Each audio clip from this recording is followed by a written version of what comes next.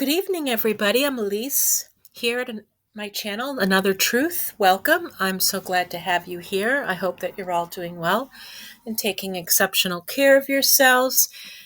Today, this video comes with a content warning. Of course, I talk about emotional dysregulation, personality disorder, disordered eating, healthcare issues and challenges, relationships with pets, food, and so on. So if these topics are triggering for you, I do invite you to come back at another time when I produce content that is less triggering.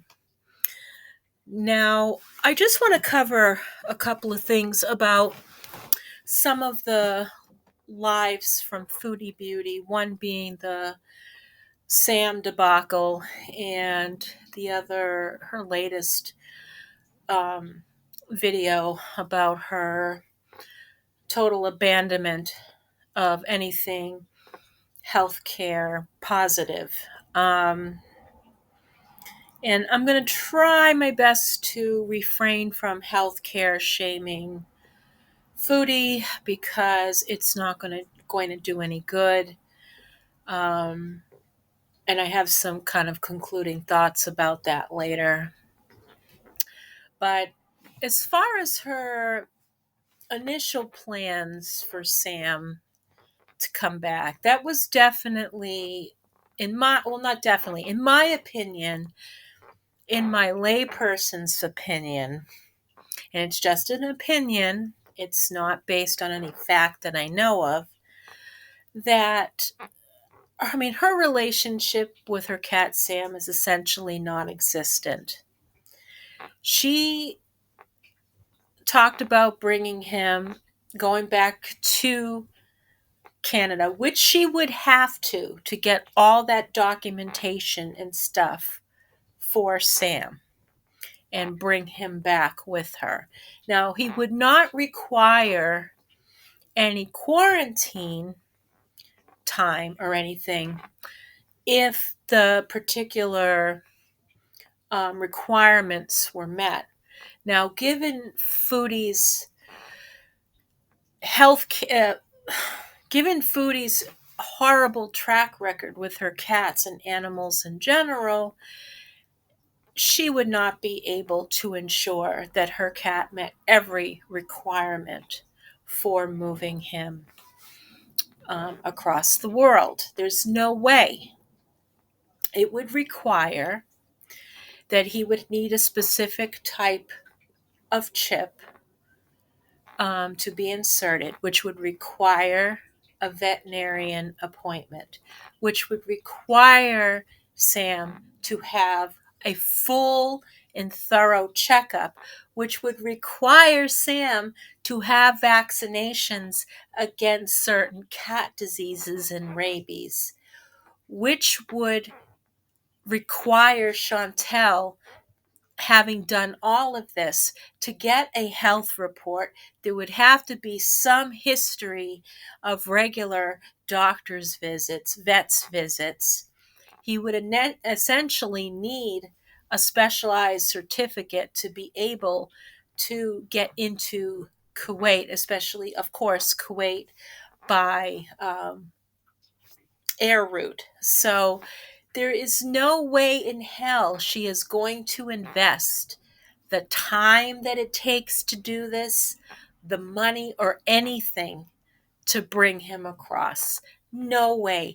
It would be to Sam's detriment if she did do all of these requirements and bring him across the world to live with him in that dank apartment with a hamster. Now, lots of people have animals, have pets that live together. There are certain things, but Chantel does not have the setup to do that. She does not have the energy, the psychological wherewithal to be able to set up a stable home for any animal whatsoever. She would never go over there back to Canada to ensure everything. And with the problems with BBJ, which she doesn't bring up, because sure, it's going to bring up a whole host of problems, because she would have to take accountability for the fact that BBJ suffered most of the neglect and the abuse, and that would not be favorably looked upon. She was already investigated for that, if I understood correctly, or they were trying to check on these cats. There's no way in hell it's not going to happen. That was a mind fuck she wanted to do, and it was probably, again, in response to some other criticism or backlash for behavior for something else and all of that. She just wanted to cover her own ass, and she's the kind of sleazeball that would use vulnerable people, including vulnerable cats, to that end. So it's no surprise to me that with all of this, that she has no interest in taking care of her own health, as she had clearly stated in her latest live. She doesn't care about her health. She gave up on the gym. She gave up on any possibility, although she did talk about maybe going on back on Ozempic. Is that the name of it? Sorry, I'm on Trulicity. It's different because I'm pre-diabetes and I meet a certain weight requirement. She did talk about not getting surgery, any bariatric surgery, which is understandable given that she would put the weight back on very easily after that. Well, I don't know how quickly after that, but weight can be put back on. Whereas if she were on a steady medication and for it, and she learned good habits, she would be able to keep the weight off. That is the condition of using the medication, that you follow through on the cognitive and behavioral aspects in living a better and healthy lifestyle. It would put her off to a lot of the food that she does eat. She couldn't do that medication and eat the way she does. It would be disastrous for her. And she's already a train wreck. She's already heading for a train wreck. Okay, like a dumpster fire floating in floodwaters. That's how bad her life has derailed at this point and where it's going. So there's no way in hell. There's no way in hell that she's going to get that in order. I mean, I was advised when I went on Trulicity, I have to be on what is called the DASH diet. Okay, it's DASH. That is a behavioral modification for my eating. Sorry, I have the windows open and I live in urbanity, and right now I'm on the first floor, so if you hear a lot of beeping and people celebrating outside, it's because it's a beautiful spring day and all that. So there. Yeah, so you can't use this medication without learning how to eat and to control your eating, because the medication alone, yeah, it will take the weight off, but at some point when you're not going to need the medication, how are you going to take care of yourself after that? Go back to doing this again? You can't do it that way. So I don't know what she plans on doing with that whatsoever. And she has no interest in doing anything healthy at this point. She made that already. She gave up on the gym. And she complained that doing the healthy thing is hard work. Well, no shit. Breaking bad habits is hard. When we're relying on maladaptive behavior to function, anything that challenges it is hard. I deal with these challenges personally every day. Sometimes I'm successful, sometimes I'm not. Okay? It's very, very difficult work. But the thing is that there's some things that are not going to work. There's some things that will work. When you get emotionally better and emotionally stable, you're able to accept what works and what doesn't work. Okay? I am not the picture of perfect health. I have never been. I never will be. Oh my goodness, my cat's trying to open the door. Hold on. Let me go let him outside. Let me go outside in the hallway here. All right, Susie. Sorry. My cat was trying to uh, unlock this door so he can go into the hallway into the second floor. So, yeah, um, it's a challenge for her. It's not a challenge that she wants to do. She made it very clear. So, yes, I can go and rag on her for every single mukbang. It's not going to make a difference. I would be wasting my time.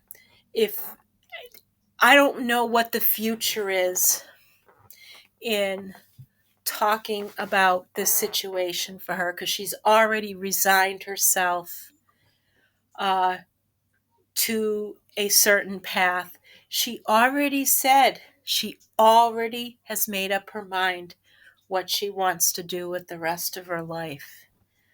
She already said that in her life.